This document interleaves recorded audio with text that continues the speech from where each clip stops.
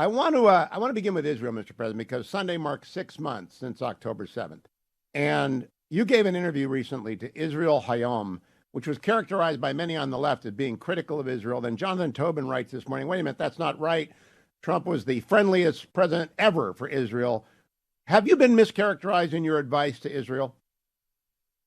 Well, with the fake news, you never know what you're going to get. You can say something very plainly, and they'll turn it around. They'll turn around everything. That's why they're fake, and that's why they've been discovered. That's why they've been found to be so. If you look at approval ratings, they're lower than Congress now. The news, they used to be in the 90s when I started, and now they're lower than Congress. So I'm very proud of that fact. They're bad news. Look, Israel should have never happened. If I were president, it would not have happened. Iran was broke. They had no money. They had no nothing. And we would have worked to deal with Iran. It would have been made already. In the meantime, they're going to have a nuclear weapon within probably 45 or 60 days. And then it's going to be a little tougher to talk to them. But October 7th would have never happened. They never, ever would have been attacked. But it is what it is. And this horrible thing happened. And what I said very plainly is get it over with and let's get back to peace and stop killing people. And that's a very simple statement. Get it over with. They got to finish what they finished. They have to get it done.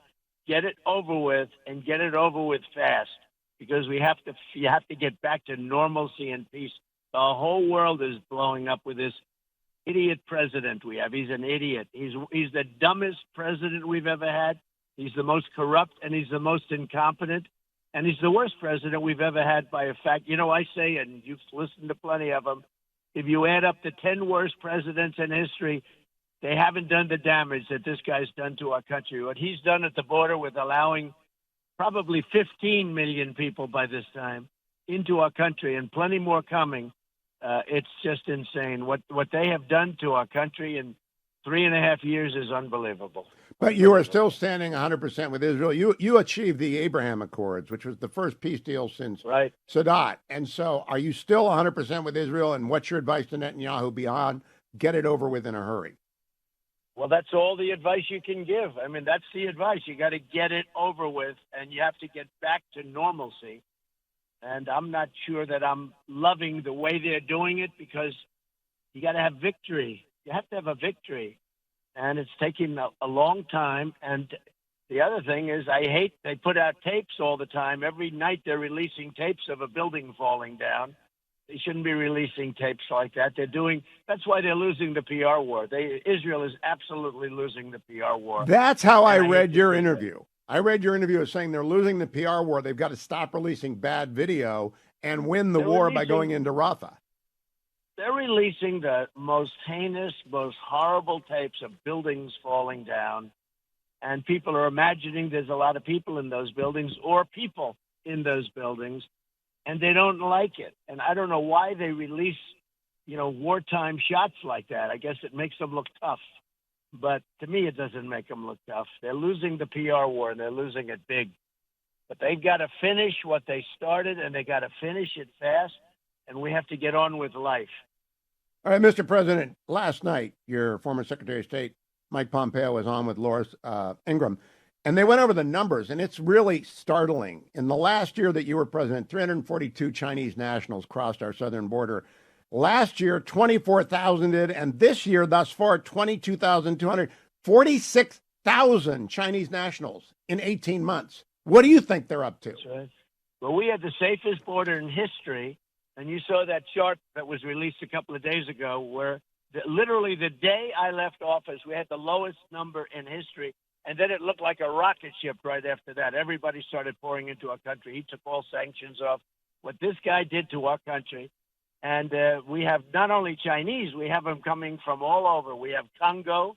And in the Congo, the normal address is prison. Where were you in Congo? Don't know address, they say. We think it's this location. It was a prison. They were in prison for murder, and we've taken these people in, and we've taken them in from lots of other countries, not just South America. We're taking them in. We're equal opportunity. We've taken them in from all over the world.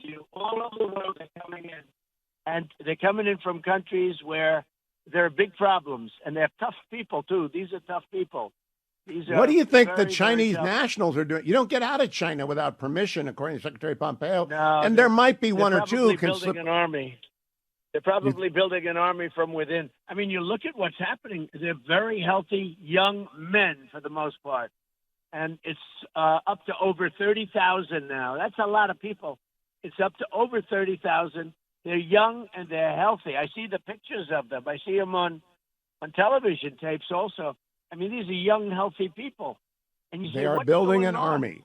I think that's the takeaway line. Let me turn to the Chinese Communist Party. They are building ship after ship. They're at 395. They're going to be at 425 in a couple of years more. We're going to go down to 280. If you're president again, are you going to go back to the shipbuilding plan of 345 or 355? Yep, we were on track to do that. We had unbelievable talent, unbelievable ships getting ready to be made. And then this guy came in and he canceled it. First of all, it's jobs, okay? It's very important because it's jobs, great jobs.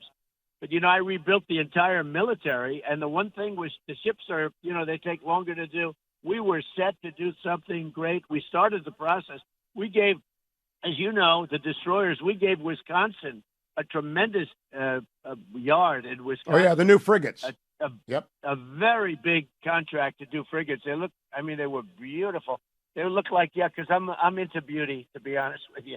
They look like yachts with lots of weapons on them, lots of weapons.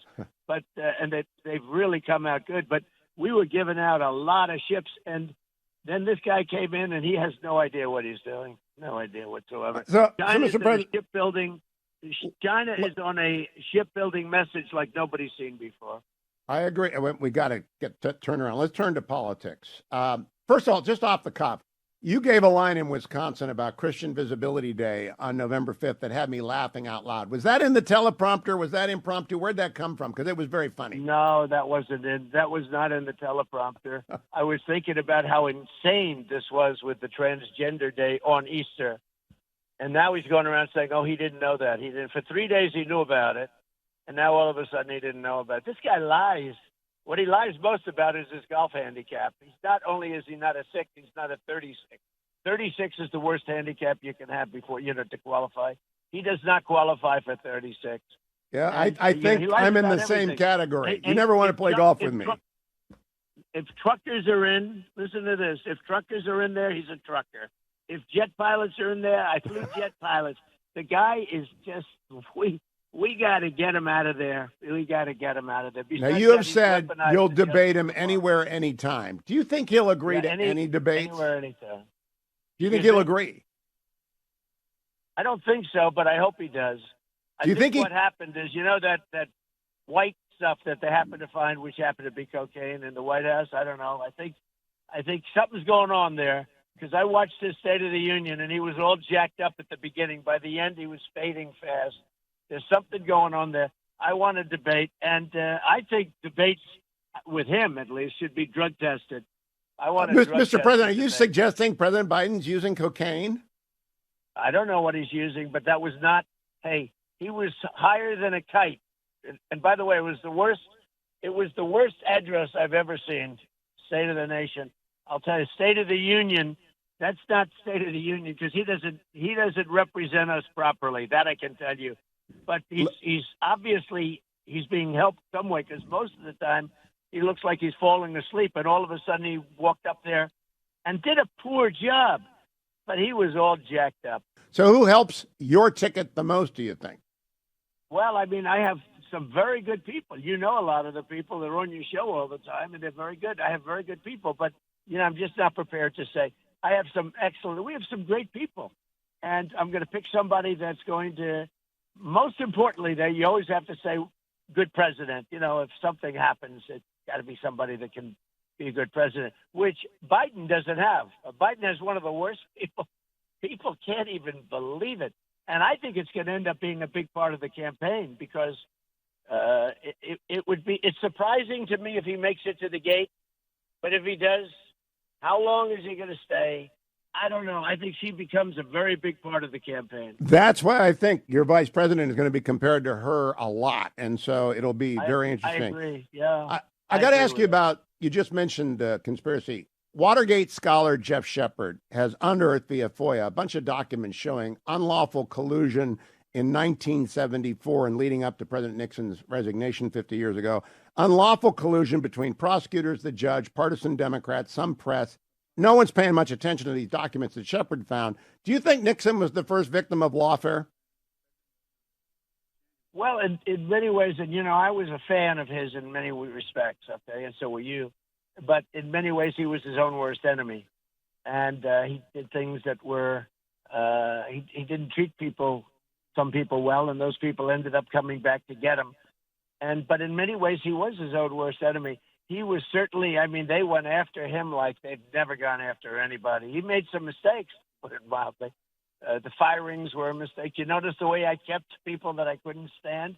I learned that from Nixon. I said, let me just live with these people for a little while before I get rid of them. But I had some people like, what do we want to mention names for? But I had some people that were terrible, and I had some people that were phenomenal. And the good news is I know them all now. When I went to Washington, I had never done that before. I never stayed overnight in Washington. I didn't know the people. I had to rely on people to give me recommendations, and some of the recommendations come from rhinos. And by the way, some were great. I had some unbelievable people, but I also had some people that I wouldn't have picked had I known the way they were. But Nixon, it's going to be very interesting. I'm looking forward to seeing that information, by the way, just out of curiosity. Well, Jeff will probably send it to you. But has President Biden's family business, because we compare Nixon in 72 to 74, and then the investigations you've been subject to, has President Biden's family business received the Checkers or the Watergate or the Whitewater or the Russia treatment at all? No, I think they get a pass if you look at it. Now, they tried to give Hunter a pass, but a very good judge refused to accept it. Hunter was free and clear, and he was sailing like a bird. And a judge looked at it and said, "Has this ever been done before?" And they said, "No, they've never done that before. What they did to him, meaning in a positive way for him." And she said, "Well, we got to look into this." And then she made it. She brought out some facts that were startling. So they had it rigged beautifully, and that didn't work. And I don't know where that is right now, but it's obviously not as good as it was. They had that whole thing rigged, just like they had it rigged with Biden on the documents hoax. They gave him a free pass, but I have to go through it. And I come under the Presidential Records Act, which he doesn't because he wasn't president. So I come under the Presidential Records Act, which gives you total protection from all of this stuff. It's a case that I have a deranged prosecutor. We have these people, whereas, frankly, Biden had a very nice prosecutor because he was guilty of everything, and I'm not. He was not Presidential Records Act, and he took stuff when he was a senator 45 years ago, and people can't even believe it. Yeah, Special Counsel Hur's report is pretty damning. That will come up, I'm sure, in a debate. Let me talk to you about the polls. Oh, yes. You're ahead in almost every poll in almost every state, and often by a lot. You get better when RFK is in, but RFK said Robert Kennedy Jr. said Biden is worse for democracy than you. And polls continue to show that, effectively, some polls show you're tied. Do you think RFK is going to help you being on the ballot, or is he going to help Biden being on the ballot? I think he actually hurts Biden. He's very liberal, and I think he probably hurts Biden. Biden is, I don't know if he's liberal, but he's certainly playing a game better than anybody's ever played it from the standpoint of that. He's so far left. He's become so far left, he's a laughingstock, Biden, because he can't believe it. But I don't think he even understands what's happening to the country. I think he has no awareness. It's the people that surround him in the office. That includes the DOJ. I don't think he knows what the hell's happening. He's destroying our country. There was another migrant murder in Cincinnati this week in a town called Hamilton, where I'm on right now, where you're talking to him right now. 10 million people have come over that border. What are you going to do about that if you're elected president again? We're going to have the largest deportation effort in history, larger than Dwight Eisenhower. Eisenhower was very big as a deporter, as you probably know. People don't know that about him. And he was tough. And we're going to have it because no country can sustain what's happening to us at the border. There is no country ever in history that can sustain it. And we have people coming from jails and mental institutions. We have people coming in as terrorists. If you look at 2019, they actually did a report. There were no terrorists that came in. Now, I don't even believe that, but they have down zero. This is Homeland Security. no terrorists were spotted coming into our country. They had to go through hell with me. And if you look at the map that came out, literally the best day ever for illegal immigrants coming into our country, meaning in a positive way for the country, meaning not coming in, was my last week in office, my last days in office. They were the best. Those numbers were down. We had it down. You know, when this guy went to the beach, if he would have just gone to the beach every day and left it alone, we had the border wired. I built 571 miles of wall. I was going to put up another 200 within weeks. You know, it was all manufactured and all set. I had to get the money through the military. I called it an invasion because you couldn't get it through, frankly, some of the Republicans. Now, some of them have now recently endorsed me, like Mitch McConnell. Can you believe that? Mitch McConnell endorsed me. I'm so happy. But Mitch McConnell endorsed me, and John Thune and Cornyn, and a lot of people endorsed me. That a lot of people said, "Wow, that's nice." So I must be doing very well. But well, you are, and the polls show that. But I want to. The president tried to use your bloodbath comment against you, and it backfired. It brought a lot of attention to the border. You think they're going to keep trying to mischaracterize what is quite obviously not what you're saying? Because it happens. I mean, you must have run over Joy Behar's dog or something, because she always goes after you on The View. I play her clips whenever she does that. I mean, did you ever get along with her? Yeah, very, very much so. In fact, I remember I was at Radio City Music Hall, and she came over. "Oh, please do the show." You know how many times I did The View? I must have close to a record. I did The View so much. It's a lousy show now. It's terrible. You know that Whoopi Goldberg called me, and she said, "Would you be in my movie?" She did a movie on basketball. She said, "Would you do a cameo, please, please?" I said, "I just don't have the time." She said, "Please." I ended up doing a cameo in Whoopi Goldberg's movie. She said, "You're so great. There's nobody like you in the world. There's nobody like you." Joy Behar said, "Please do the show." I'm sitting there with my wife, sitting there with Melania. "Please, please do the show. You're so great. You're the best person on television. Please do the show." And then when I run for office, all of a sudden, it's like you have the plague.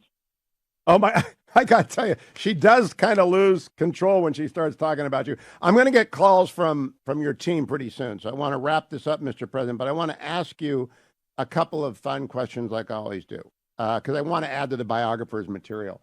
When you were growing up in New York and Queens and you had a day off from school, you were sick, what kind of junk TV did you watch? I love sports, and I actually love the news. I mean, I like watching the news, but I loved watching sports. I've always liked sports. I've done well at sports, very well at sports, and I've always loved watching sports. So I would say largely that at that time, pretty much. Loved history, anything with history, but we didn't have it like those days. You know, you used to have 3 networks. It wasn't the same deal. But, yeah. But no, I Love Lucy, no Mayberry RFD, nothing like that?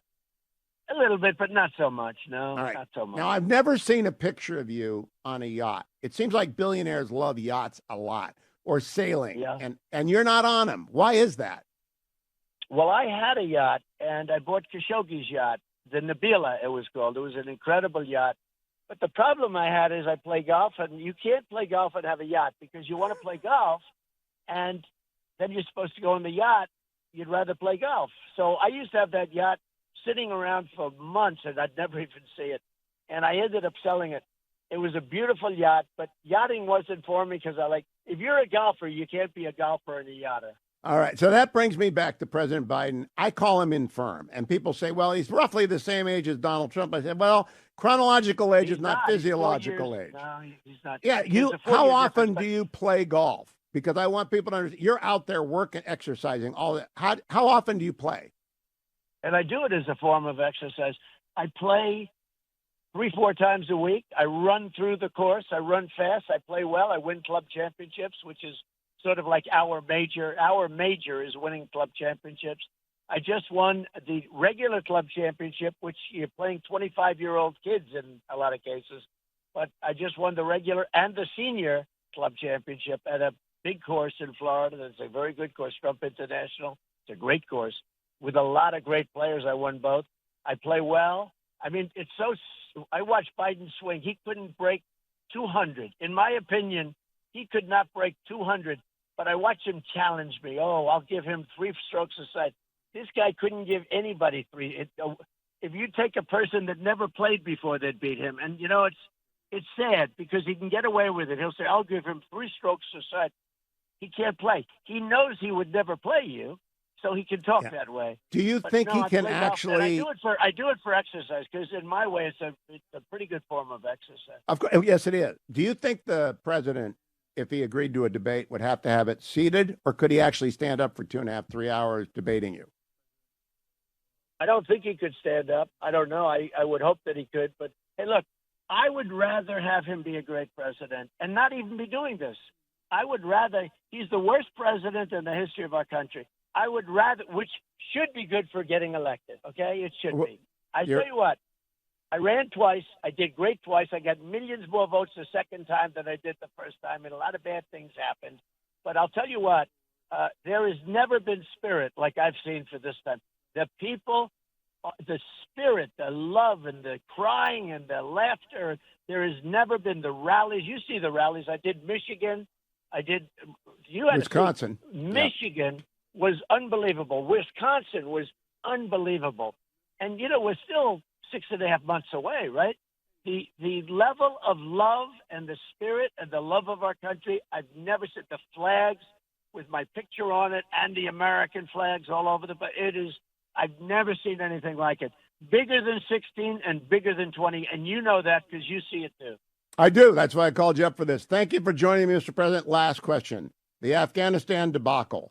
Would you take any advice, if you were Israel, from Lloyd Austin, Joe Biden, or anybody connected with that, Tony Blinken? Would you take any military advice from them? No, I wouldn't. I think they're grossly incompetent. I had it set that we were going to get out of Afghanistan with dignity and pride, and we were going to keep Bagram, which now is occupied by China, because it was 1 hour away from where China makes their nuclear weapons. 1 hour, think of it. And it was a massive base. It was one of the biggest runways, most powerful runways anywhere in the world. We gave it up for nothing. We should have kept it, not because of Afghanistan, but because of China. And we should have kept it, and he didn't do it. But I was all set to get out. I'm the one that got it down to 2,500 troops. And we were going nicely. And we would have been out in the same schedule ahead of him, I believe, even.